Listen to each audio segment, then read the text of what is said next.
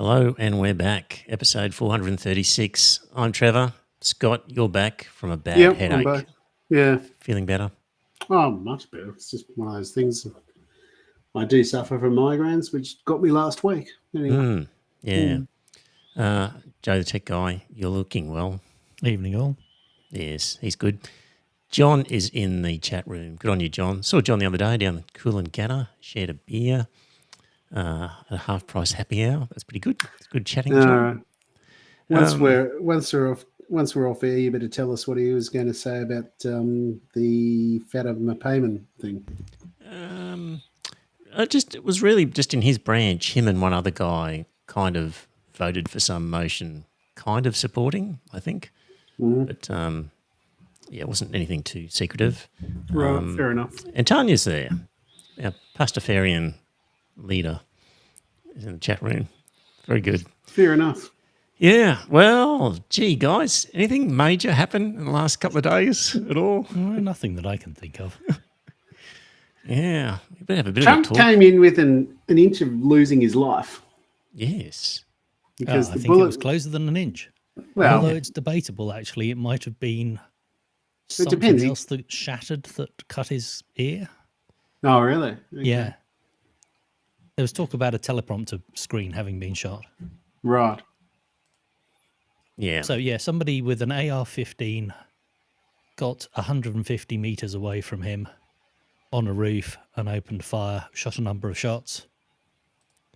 And he got away with a bleeding ear. Whereas one person in the audience was killed and another two injured. He also got away with one of the most iconic photographs that will absolutely. ever be taken in the history of politics or whatever. Like that image of him with the Secret Service sort of crowded around him and his blood on his face, the blue sky behind, the American flag waving, the blood on his cheek, the fist in the air. Within minutes of that going online, there were rumours that it was all staged because, that was a perfect shot. Yeah. And, all the Secret Service had their heads down, and who in their right minds would, have the president head above, and with the photograph, it was all staged and it was all perfect. So obviously it's a false flag to make him seem more popular. Yeah. There'll always be the weirdest of conspiracy theories and false flag allegations. Like it's fun just to sit back and watch them all Well, come the through. hilarious thing, it's usually the Republicans that are buying into the false flag stuff. But, you can despise the man, as we all do, but you've got to hand it to him in terms of the theatrics of emerging from the ground and fist in the air. And well, Scott, people are saying that's, surely that's worth a few points in an election. And enough to get him over the line, you would think. What do you reckon, Scott? Possibly enough to get him over the line. Because, what they're already doing is they're starting to compare, Donald Trump was shot at. He was actually hit and he's back on the golf course today, and Joe Biden can't even walk upstairs. Yes. Yep. So it plays into the image that he would want to portray of a fighter and someone who's not afraid. And who has bone spurs. Yes, but of course. But just that image is going to do a lot for his cause, I would have thought. So, absolutely. Yeah. If we're going to go with conspiracy theories, mine is that it's Russia, actually. Right. It's a win-win. If they kill him, they sow the dissent that they wanted. They see the civil war that they were hoping for. And if they miss, then he gets elected and he's very friendly to Russia. Are you seriously proposing this, or just a fun? I think it's the most plausible of any conspiracy theory. Right. I think the guy was really a lone nut job, but yes. If anybody was involved in some form of conspiracy, I would say that the Russians are the most likely. Right. Yeah. Yeah. He didn't fall out of a window, so it's probably not the Russians. Yeah. Yeah. It's one of those things, you've got a culture that's gun mad and everything else. It was only a matter of time before someone took a pot shot at you. Well, yeah, I mean, where were the good guy with the guns? That's the question. Exactly. They I were mean, obviously, if the Secret Service hadn't stopped people with weapons being in the arena, it would never have happened. So maybe for every other Trump rally, they should just allow weapons into the arena and it'll be fine. Yes. So they can all defend him. Yes. Yeah. Yeah. And of course, the right-wing media is blaming the left-wing media for... Oh, for their inciting rhetoric. the violence, yeah. Because he was never talking about lynching people. His supporters didn't break into the Capitol building with the equipment for gallows in the back of a ute. Yeah. Yeah. This is the Orwellian world that we live in. Well, exactly. The sort of pro-gun and very violent side of politics. Is he going to now tone down the rhetoric, do you think? blaming the left. When I think the shooter was a registered Republican voter. Yeah, I mean, I've already seen a dodgy website that claimed that he'd been arrested for various Antifa demonstrations. I suspect that it's a misinformation site. Can you guys hear me? Yeah, Yeah. we can hear. Yeah, I can't hear you. It's Okay. a strange thing again. Yeah, it's bizarre. I'm going to have to turn this off and back on again. That's weird. Yeah, there were lots of weird people. I went on Twitter in the immediate aftermath because it was a little more up to date than the mainstream press. And there were lots of people, obviously pray for Trump. Yeah. I was praying for Melania because she has to put up with him. And there were lots of, if you don't vote for Trump, you're a nobody. After this, and lots of, he's my president. Look at how strong and brave he is.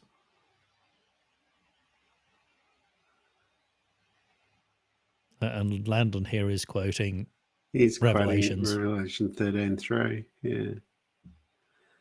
He said, for the evangelical Christians, Revelation 13:3, writing about the beast, Antichrist.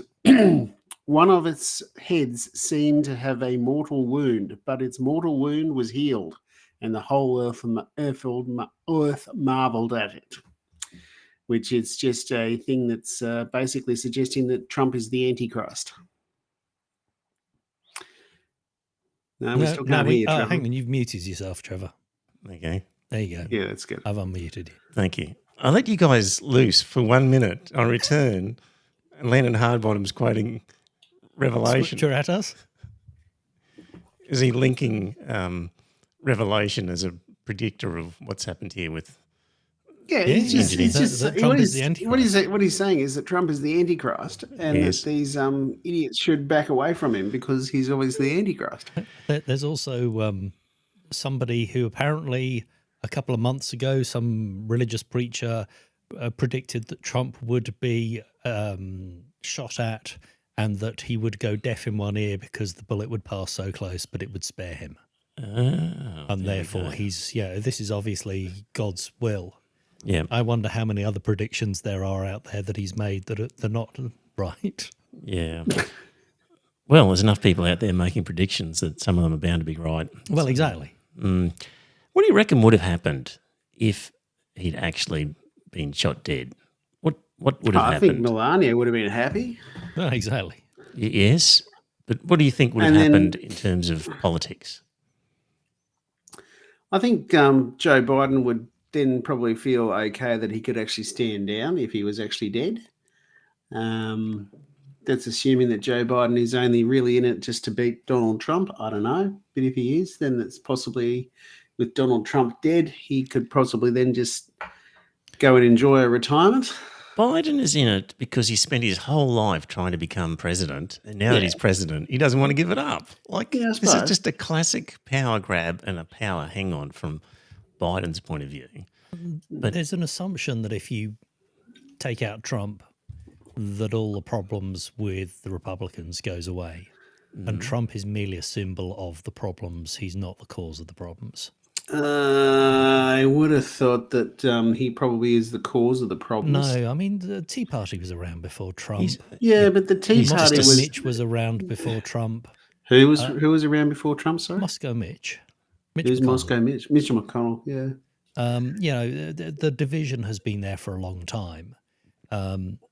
Taking out Trump might give some more space before the next one appears. But we really need to talk about the Supreme Court's ruling on immunity.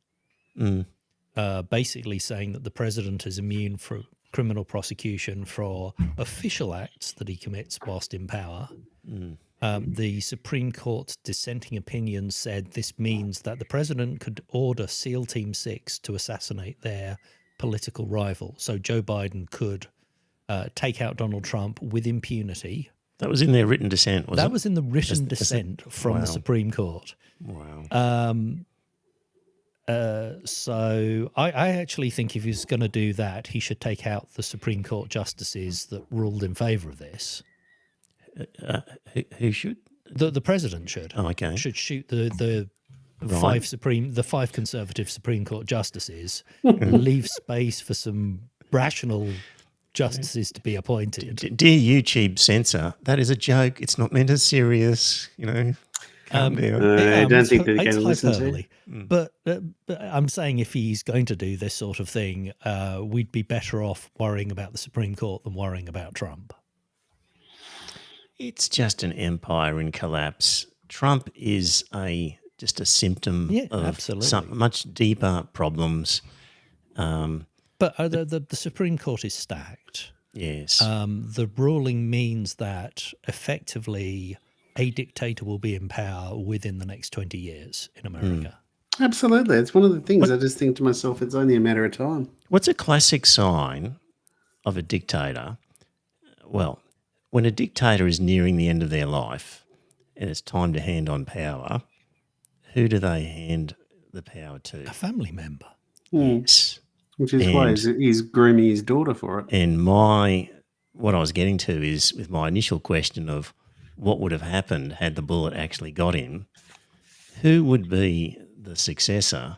You think Ivanka really is ready? And I think one of those Trump kids would have put their hand up to say, I'm the offspring of dear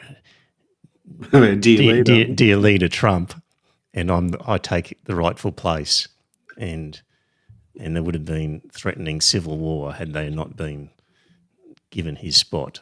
That's where I think American democracy has got to, that it is now almost hereditary that they would have considered the right to pass on his spot to one of his kids. I think that's the most likely scenario. I would have thought that possibly that would be a viable option for the Republican Party, but I don't think they'd be able to get it past they'd still have to vote on them. Yeah, well, anyway, that's what I think it would have headed towards, and just another example of what a crazy, undemocratic place it's fallen into. So, yeah. So let's put some structure in this discussion, shall we? Yes. Joe, you came across a poll that said 10% of those surveyed said that the use of force is justified to prevent Donald Trump from becoming president. This was before the shooting. You saw the following line as well. And 7% said they would support force to restore Trump to the presidency. Yeah, it was 10% who wanted Trump stopped by force, but only 30% of them had weapons, whereas 7% wanted Trump restored by force, but half of them had weapons. Yes. So it was which one has more weapons? Yeah. So yeah. What have we had in this whole thing afterwards is just a bunch of former presidents and current politicians basically all saying that there is no place for political violence in our democracy. That was Barack Obama. We had President Biden saying there's no place for this kind of violence in America. we had Bernie Sanders saying political violence is absolutely unacceptable. Nancy Pelosi, I know firsthand that political violence of any kind has no place in our society. Well, These wasn't it Nancy hypocritical. Pelosi's husband that was attacked? Yes, And Donald Trump was making fun of her husband. correct. He was at home and some intruder got Beat to him with him. a and- hammer. Yes, and Right. Trump thought that was, Hilarious. yes, made fun of him, etc. But these people, including Barack Obama, there's no place for political violence in our democracy. And all these people, Have used predator drones and all that sort of thing around the planet. Well, Obama approved the use of SEAL Team 6 to go and assassinate bin Laden. yes. This guy on Twitter said, I can't stop thinking about that line. That line is absolutely incredible. There's no place for violence in our democracy. Said by a war criminal about a war criminal during an act of genocide they both support. Mainstream society is ran entirely on self-deluding psychosis. That is true. Caitlin Johnson said both you and Trump, that's Biden and Trump, are notorious perpetrators of assassination. And, yeah, just the hypocrisy of these people. Shocked. There's no place for this violence in our democracy. Yet at this very moment, they are providing weapons and support for Israel, who's committing violent atrocities on poor Palestinians in Gaza, and just a history of political assassinations. It's just Orwellian, the hypocrisy of these people, claiming to be so innocent and so against this sort of behaviour when they're conducting it all over the planet against other people.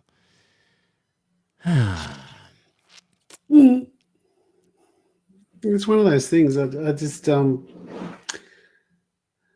got to go away and think about what Joe just said about whether or not it was right to use SEAL Team 6 against Bin Laden. Bin Laden. You know, I've got to think about that because, you know, was he a terrorist or was he a political operative? You know, I don't know. It's one of those things. You know, just got to think about that. But you are right. The use of predator drones went up under Obama, and they used them on the assassination of that Iranian guy that was going down to visit the Iraqi prime minister. Yes, let's talk about that. Qasem Soleimani, an Iranian major general, killed by an American drone near Baghdad International Airport while travelling to meet the Iraqi prime minister. So he's an Iranian in Iraq and gets killed by a US drone in an execution. And this comes from Wikipedia. There's links to various sources in it, but I'll just read the important parts because this happened during Trump's presidency. So this was Trump involved in an assassination of an Iranian major general. Some experts, including the United Nations Special Rapporteur, considered the assassination a likely violation of international law as well as US domestic law. It happened in 2020. 5 years earlier, radio host Hugh Hewitt asked Donald Trump about Soleimani, and after initially confusing him with a Turkish leader, Trump argued that leaders like Soleimani would be dead under his administration. And so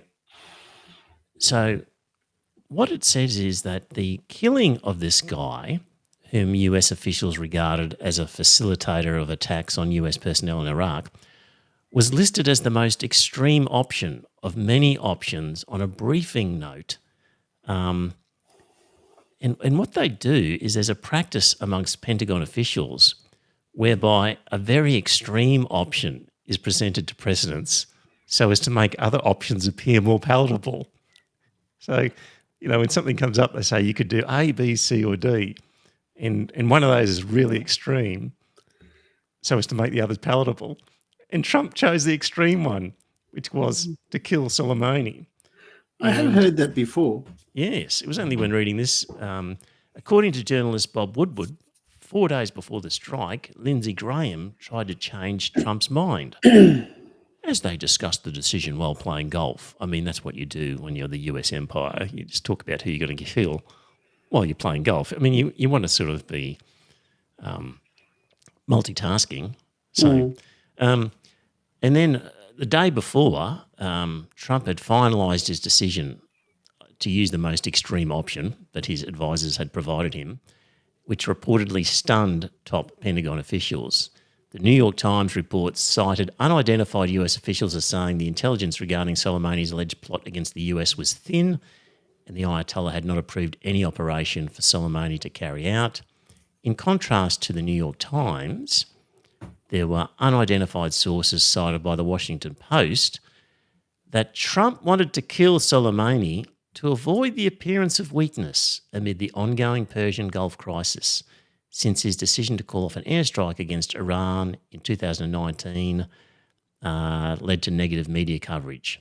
According to the Wall Street Journal, on the 10th of January 2020, Trump purportedly told associates after the strike, after the assassination, that he was motivated to strike Soleimani for domestic political gain, particularly to sway Republican senators to support him in his upcoming Senate impeachment trial. So he's basically killed this guy for political reasons to beef up his support amongst Republicans that he needed for his upcoming Senate impeachment. Wall Street Journal claims. That doesn't surprise me at all. Not in the least. None of this is surprising. None of this. He's a narcissistic toddler. He absolutely is. Obama killed so many people that if he was to apologise for them one by one per day, it would take him 3 years to get through the list of people that he killed through drone attacks that he authorised. It's complete shit that there's political violence. And I mean, people would say, oh, that's not political violence, that's war. Well, all wars, since the Second World War at least, are very political in their origins and their carrying out. Yeah.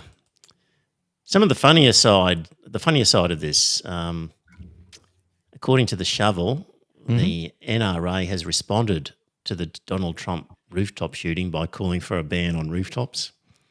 There was also the question of whether the Secret Service shouted out Donald Duck. Yes. Yes. President Biden has put politics aside and wishes Reagan a full recovery. Yes. Caitlin Johnson says that was a close one. America almost had 2 presidential candidates with no brain. What else have we got here? Yeah. That's got anything else to say about it, gentlemen? I just think it was only a matter of time before it happened.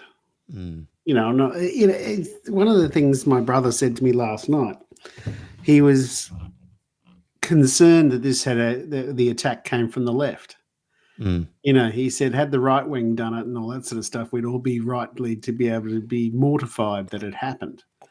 But because the left did it and all that sort of stuff, you know, the Republicans are just going to run and say, well, this is a Democrat conspiracy. You know, one of their people tried to kill us, you know. Interesting in the chat, Landon Hardbottom says that YouTube Apparently censoring... the word president is being blocked by YouTube. I don't think it's the spam filter. The only thing I can think of is they've just stopped people discussing it to try and calm things down. Wow. And John Simmons is being censored as well by YouTube, he feels. So... it's possibly that the, you know... President. Yeah. Well, I see if that comes out on the YouTube chat. Obviously, it comes out on our chat, but... Yeah, so an extraordinary event, really. An iconic photograph. And, I mean, Trump was already a sort of a warmish favourite, and I think it's even more likely that he's going to win. And John Simmons says, still it didn't come up. Your comment about president didn't come up, Joe. Yeah. So, yeah. Okay. There we go. Maybe put some spaces or something in the word, or some punctuation. That's weird. How do you know it's the word president, Joe?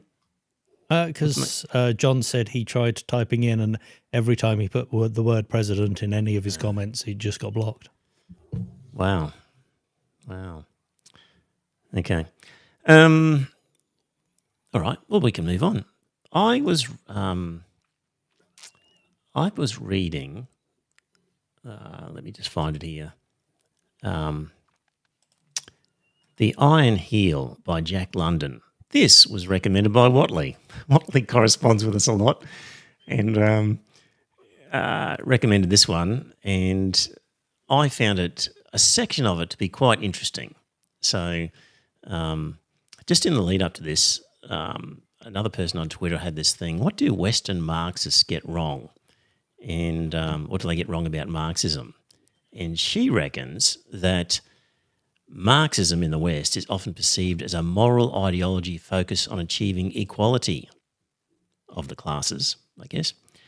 But in the global South, Marxism is understood as a science used to develop the productive forces. And that's the aspect that I intend to talk about over the next 10 minutes. So, Scott, did you get a chance to read this little Iron Heel excerpt at all? No, I haven't. Okay, all right. I was out with Landon today, so I haven't looked at anything. Okay, all right. Is he there with you now, is he? He's over at his place at Slade Point right now. Oh, very good. Okay. Yeah. So The Iron Heel by Jack London is a novel, kind of dystopian novel, and reminds me a lot of The Grapes of Wrath, just in the sort of downtrodden working class. It's all grim and it stays grim. There's no real happy ending kind of thing to it.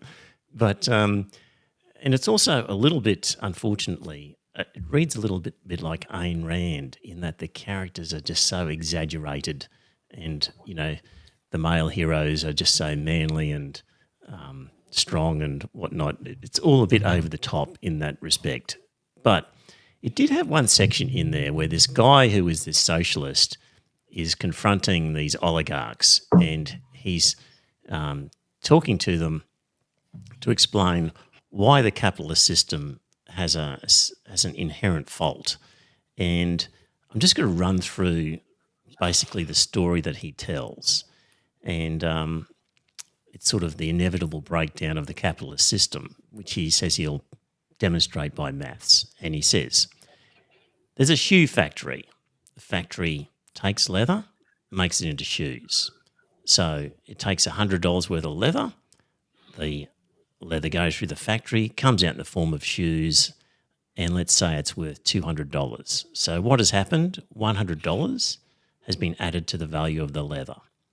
And that's been added because of the capital and the machinery in the factory and the labour of the workers. So by joint effort of capital and labour, $100 has turned into $200 of value. And having produced this extra $100, he says, let's now proceed to divide it. So capital, for example, takes $50 as its share and labour gets in wages $50 as its share. And you could argue about the sort of split up, whether it's 60-40, 70-30 or whatever. But at some point, you've got to acknowledge that of that extra $100, capital takes some and labour takes some. So he just goes for a 50-50 split to simplify things. And he says, now suppose that labour, the workers, having received their $50, wanted to buy all of the shoes. They could only buy $50 worth because that's the wages they've got.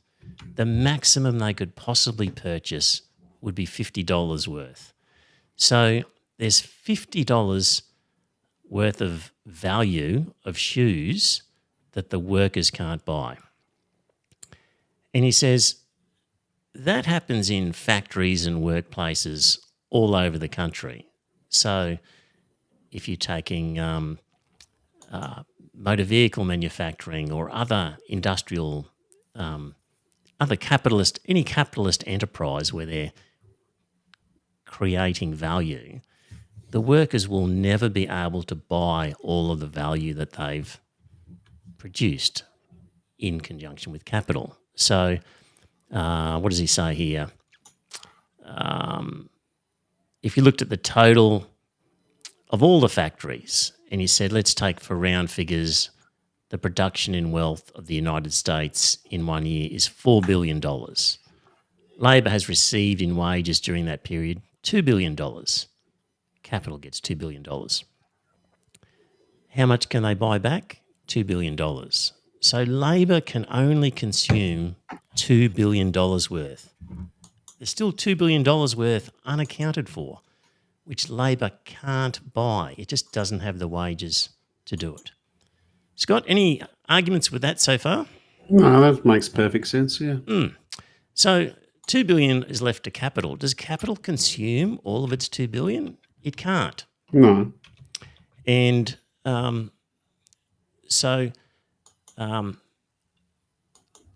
what has to happen is Labor can't consume it because it's spent all of its wages. Capital can't consume all of it. So what do they have to do with it? It has to be sold abroad. So because of this balance arises our need for a foreign market. It has to be sold abroad. There's no other way of getting rid of it. And that unconsumed surplus sold abroad becomes what we call our favourable balance of trade. So he then goes on to say that the United States is a capitalist country. It's developed its resources. According to the capitalist system of industry, it's got an unconsumed surplus. It's got to get rid of it. It gets rid of it abroad. And that's true for every other capital industrial country with developed resources. Every one of them has got an unconsumed surplus that it's got to get rid of. So let me just shortcut here. So amongst the industrial capitalised countries, they can't just get rid of it amongst themselves. They've got to sell it to undeveloped countries. And suppose that the United States disposes of its surplus to a country like Brazil. What does the United States get in return? Well, it might get gold, securities, bonds, eventually might get ownership of local infrastructure, etc.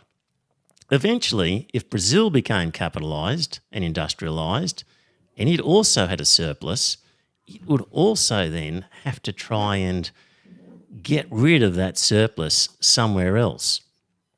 So the United States and Brazil would both seek other countries with undeveloped resources in order to unload the surpluses on them. So we've basically got a planet that's only so large. There are only so many countries in the world. What will happen when every country in the world, down to the smallest and last, with a surplus on its hands, stands confronting every other country with surpluses in their hands? And that was basically described as Karl Marx's doctrine of surplus value, elaborated. And I found that a really interesting exercise. It assumes you're solely a secondary industry country. And you've got to wonder what the breakdown is in primary and tertiary industries, how they affect that equation. Well, if they're capitalist and capital takes a share of the surplus and the labour therefore can't afford to buy all of the surplus, the surplus value, there will be excess value that has to end up somewhere. Services. Even that, if capital takes some of it, like I can remember actually in the law where partners in mid-sized law firms who had just made partner couldn't afford themselves, in the sense that they didn't have enough money if they needed to employ someone like themselves to give advice because they were too expensive even for themselves. So I think it translates into the service industry wherever there's capital that's just taking a share of the surplus, and therefore the labour component doesn't get it. I mean, your ordinary mum and dad business is not a capitalist business. Its total surplus value just goes to the owners who spend it. That's not capitalism. But the interesting part of all that was I think it is capitalism, because that's the reason they get out of bed in the morning, is to get their money. they're essentially they're essentially Yeah, but they're earning a wage. They're earning a wage by doing something that someone else doesn't want to do for themselves. So they're getting paid to do that. But that's not capital. Is where you can just sit capital on is where you sit on unearned, your arse and earn money from your money. rolls in from sitting there and just holding something. And Yep. most Okay, small fair enough. businesses are not capitalist in that sense. So the really important idea of all this was that then I was listening to a podcast. Let me move on to the next part then, which was, Radhika Desai was on geopolitical economy. She's written a book, Capitalism, Coronavirus and War, and it goes into this, that capitalism generates surplus value. That's got to be forced onto foreign countries, whether they like it or not. I'm sort of paraphrasing her book. I'm giving my own sort of spin on this, the way the book reads. So bear with me. Some of this might be my own words, some of it might be hers. It's a mixture of both. So if you accept the position that workers can't buy all of the surplus value, therefore that surplus value has to find a home somewhere, which has to be a foreign country, then capitalism needs imperialism, because it's forced onto these foreign countries whether they like it or not. And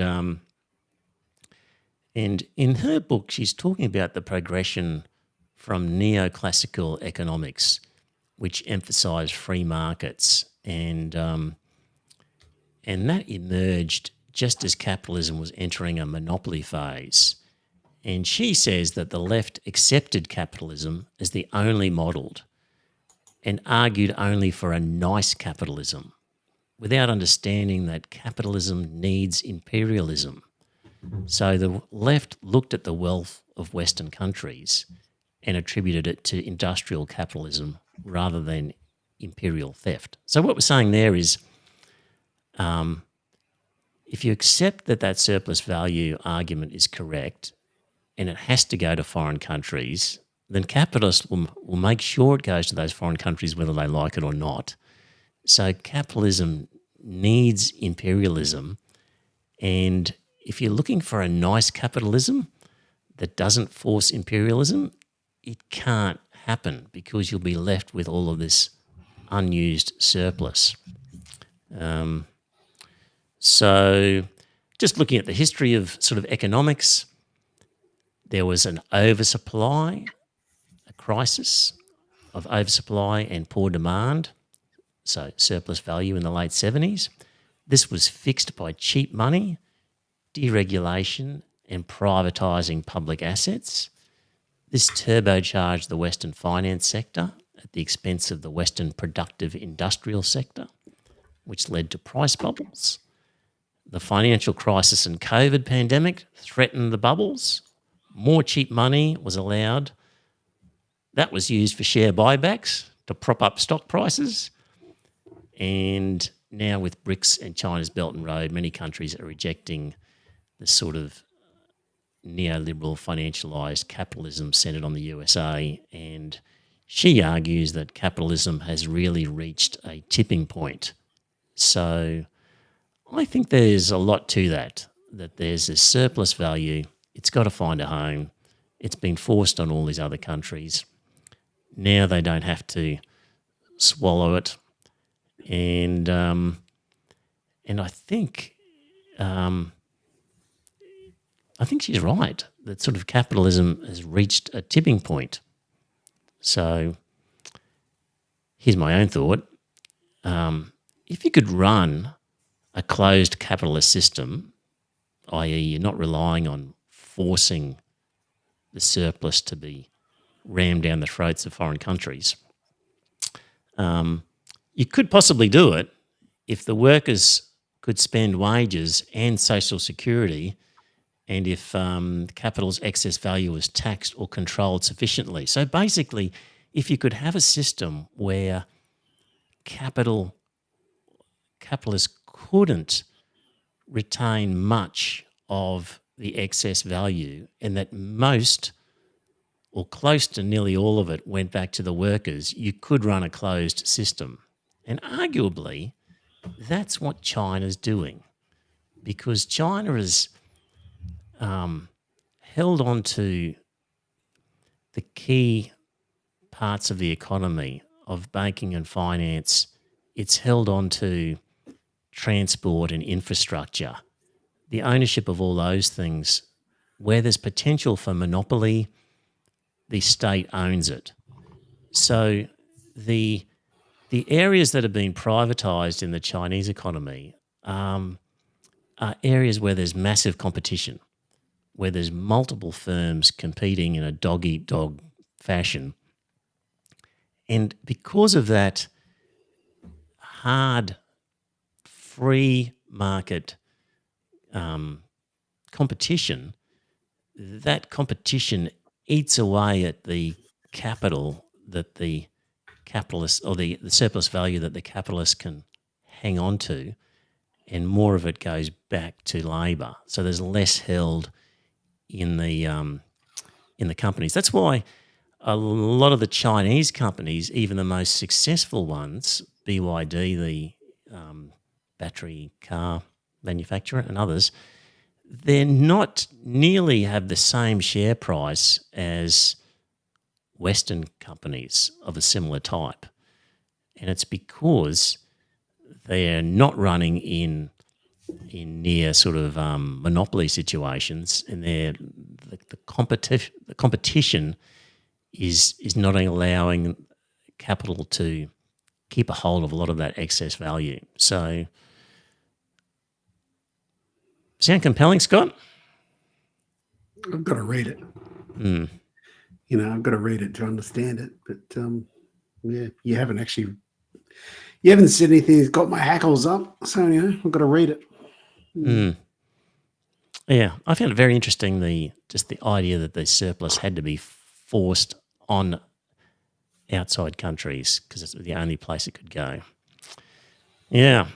You got Landon Hardbottom's poem. This Landon say, "Oh, capitalism! Some say you are a prison, but to them I do not listen. Some say you are." Yeah. Yes, you did. I can't read that one out, Landon. I'll put it in the audio version. Yeah. Do you think that's ChatGPT generated? Is what ChatGPT generated? The poem. No, he actually wrote it. He actually wrote. Yeah, that's from one of his clips. Yeah. Okay. Yeah. John's going to. GPT is quite good at writing poems. Yeah. No, that was a Landon Hardbottom one. I'll put that in the audio at the end if I can. I've got it there. Yeah. John Salmon says, "What other ways can we stream to you other than YouTube or Facebook? Twitch would be the one. I'm sure they don't. They wouldn't be into censoring us over there on Twitch, Joe." No. I have no idea. Yeah. So what else have I got on this topic?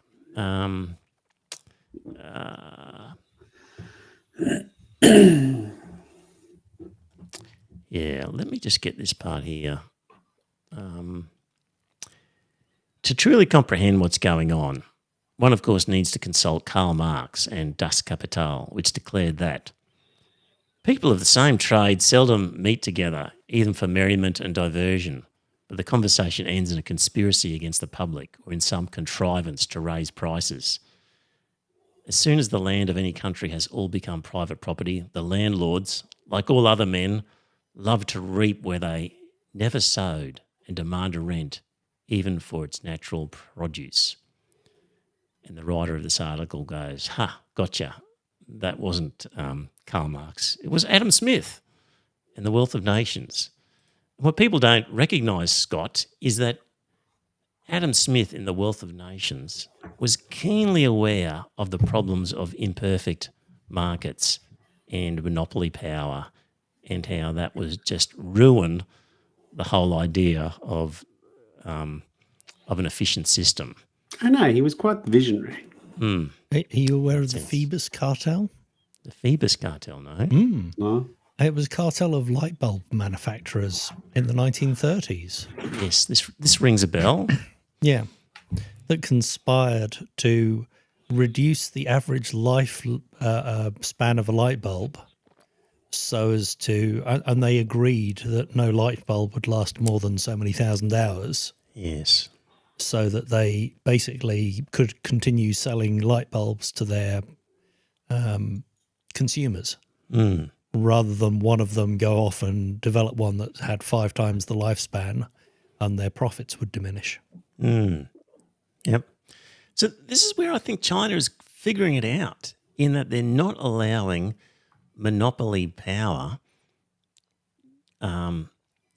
which the West has allowed in key industries, and they are allowing markets to work in areas where there will be genuine competition, and the This has been result.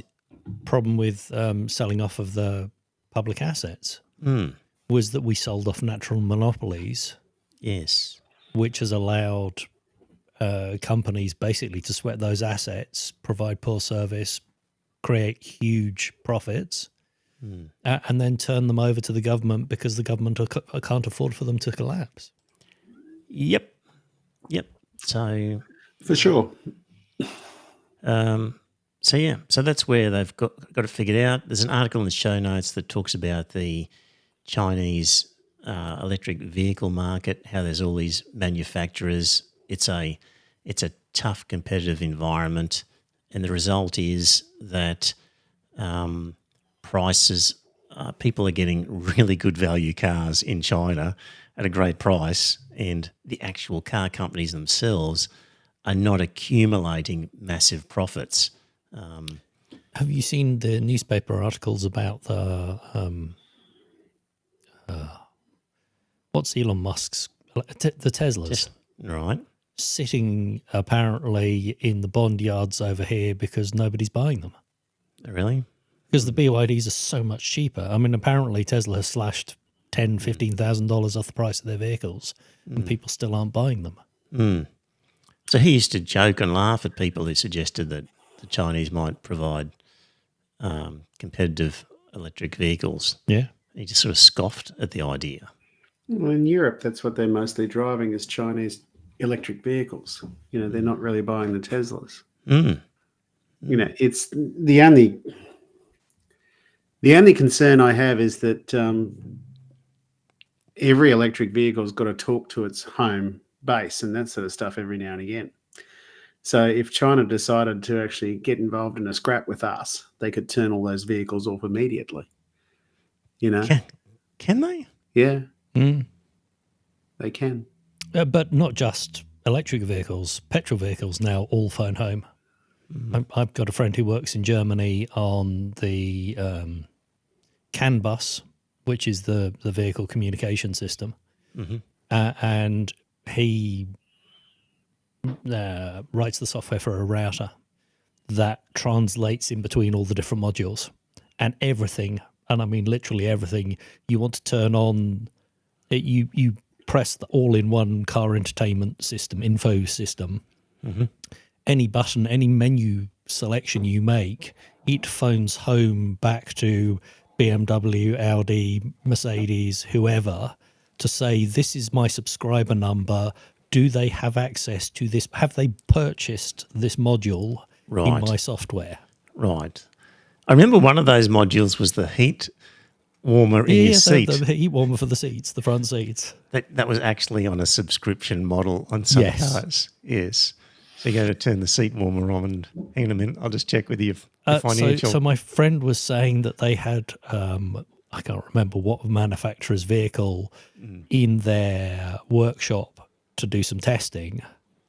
And because their workshop was in the basement of the building and it couldn't receive a satellite signal, and the battery ran flat, I think, when they powered it back up, it couldn't phone home. And because it couldn't phone home, it refused to start. Right. There we go. Yeah. Yeah. So, It's a scary thought that all of these cars are so automated that effectively, it used to be you could get a car, it runs 50, 100 years. As long as you can find the parts, it's not a problem. But all of these are reliant on a computer at the back end to say, yes, you can do this, and no, you can't do that. And when the manufacturer decides that they're not going to run the computer in the back end anymore, it's like video games that all phone home across the internet. well, I guess it's like an Apple It's planned obsolescence. phone where they basically over time say, this particular model, Apple phone, we just won't support anymore. There'll be no further software updates, and it just won't work in a few, in a year or two by the time other changes are made. They do work. I wouldn't connect one to the internet, though. Right. Wouldn't connect what to the internet? Any device that is no longer getting software support. Like an iPhone 3 or 4 or something. Yeah. Right. Because there are known bugs in it, because over time people discover more and more problems. Yep. And it just wouldn't accept current apps, for example. Yeah, that's right. Yeah. So it might work as a phone, but Yeah. rather than won't have all the functionality you'd expect. Well, and don't forget the mobile phone systems have changed over time. So a second generation mobile phone will no longer work on the network anyway. There we go. Yeah. Yeah.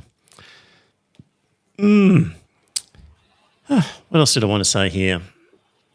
Some of the main ones, actually. Donald Trump, surplus value, the idea that capitalism needs imperialism, and that surplus value in China. So, in the West, we've allowed monopolies, and some of these big corporations have this monopoly power that allows the capitalists to keep a lot of surplus value. In China, they have not allowed that to happen with monopoly situations, and where there's a real strong competitive market, capital can't keep that surplus value. It's too competitive to keep it going. Gentlemen, got anything else you want to say? I don't know if we want to... Were you aware of the other big US Supreme Court ruling? No, Joe. Which was the Exxon deference? Exxon deference. Yeah, I mean, effectively it said that where a law was ambiguous or didn't cover all cases, that the executive body had the right to decide what the meaning of the intent was. Right. So if a law said that pollution needed to be reduced, then it would be down to the EPA to decide what was pollution and how much it needed to be reduced, if the law didn't specifically spell it out. Right. This has been overturned by the Supreme Court, which says, no, it's not down to the executive government, it's down to the judiciary to make this decision, and therefore individual judges will be making scientific decisions as to what the meaning of the law was. Wow. Yeah. Basically, this is a play by a big industry to have their pet judges rule in their favour to allow them to get away with whatever loopholes they can find in the law, unless the laws are written down to the specific minute detail with every I dotted and every T crossed, then a judge will be able to find in favour of private corporations. If this guy gets another 4 years... Yeah, exactly. It's... I say, the problem is not Trump. The problem is now that the Supreme Court is in there, they are doing everything to whittle away at any rights that humans have. The Supreme Court was basically stacked by Donald Trump. So I just think to myself, it is all Trump's fault. But you know, No, it's Moscow Mitch as well. yeah, I know, but they're all responsible for it, and you know, the United States is the world's oldest democracy, but it's just getting whittled away. It's getting down to the point that there is not going to be a democracy over there. It's not a democracy now. It's not a democracy now, but you know, it's just one of those things. It was the oldest democracy on the planet. Now it's Was not. it? Yeah, it was the oldest. I think the Isle of Man would disagree with that. Okay. Well, who's the Isle of Man? It's got the longest running parliament in the world. Right. There's a From little the fun 14th fact for you. century. Okay, Yeah. fair enough. But I mean, it wasn't just the Supreme Court that Trump stacked. It was a whole bunch of federal Oh, yeah. judges Yeah, I as know. well. It's- And so he'll have it's- another 4 years of Yeah, further it's- stacking of It's one of those those courts. things. You know, I've been listening to a lot of podcasts where they're talking about the future of the United States with Project 2025. Yeah, I was about to say 2025. You know, it's the only conclusion that you can come to is that they're setting up to become the Republic of Gilead. Yes. You know, which it honestly would not surprise me if So they it's- actually did do that. So this 2025 is a sort of a wish list and a sort of a plan by a bunch of Neocon. Heritage Foundation and other Yeah. right-wing think tanks about, right, last time we were mucking around with Trump, we really didn't know what we were doing. But this Now time, they know what they're going to do. and we allowed the sort of the public service to thwart us in our endeavours. But this time, they're going to hit the ground running, and they've got a whole bunch of plans they're going to implement for basically a Christian fascist state. It seemed like some pretty extreme stuff. Yeah, is in Trump the Trump plan. has denied all knowledge, but apparently he's already said that he's going to appoint one of the 2025 leaders as some key government position.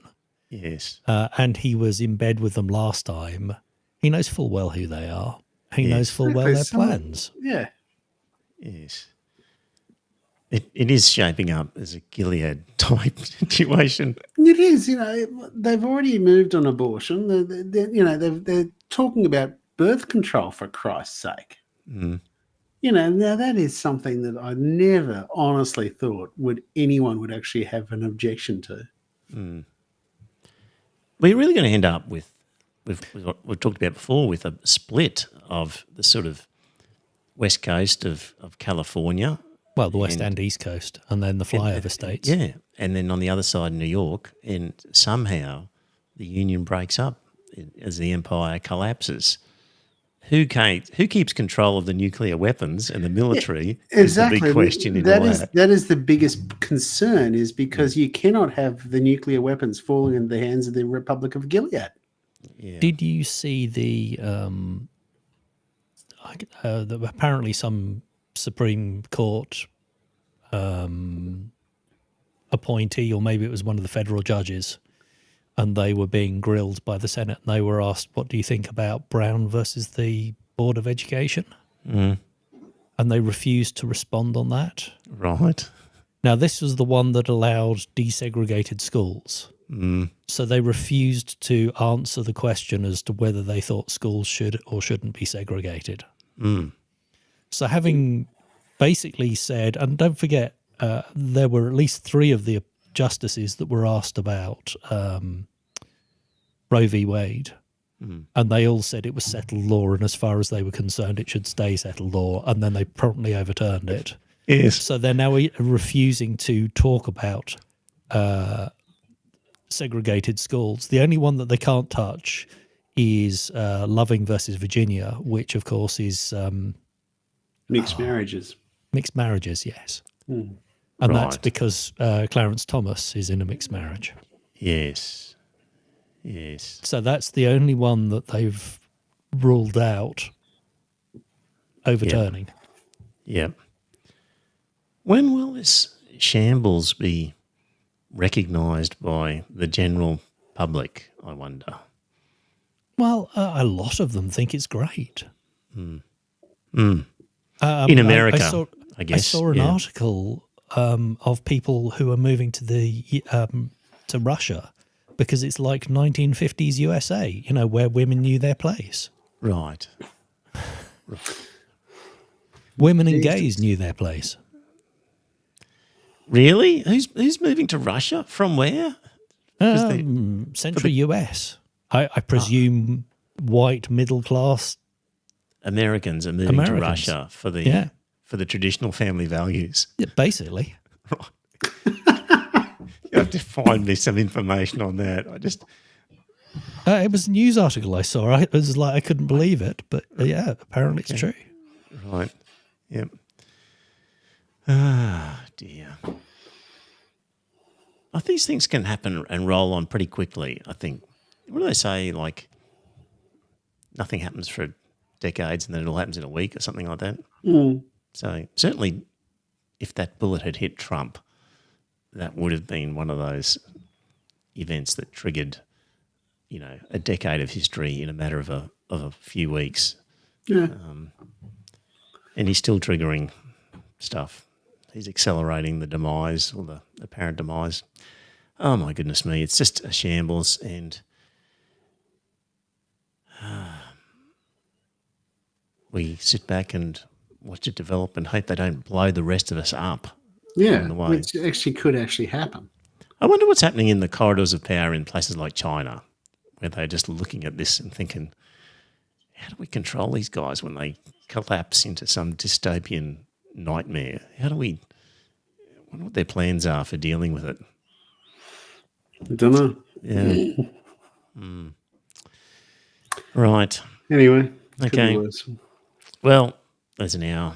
Trump assassination, surplus value. That was the episode for you. We will be back next week. Look for us on Twitch if you're getting blocked on the other ones. So Yeah, it's _IFVG_podcast. Yep.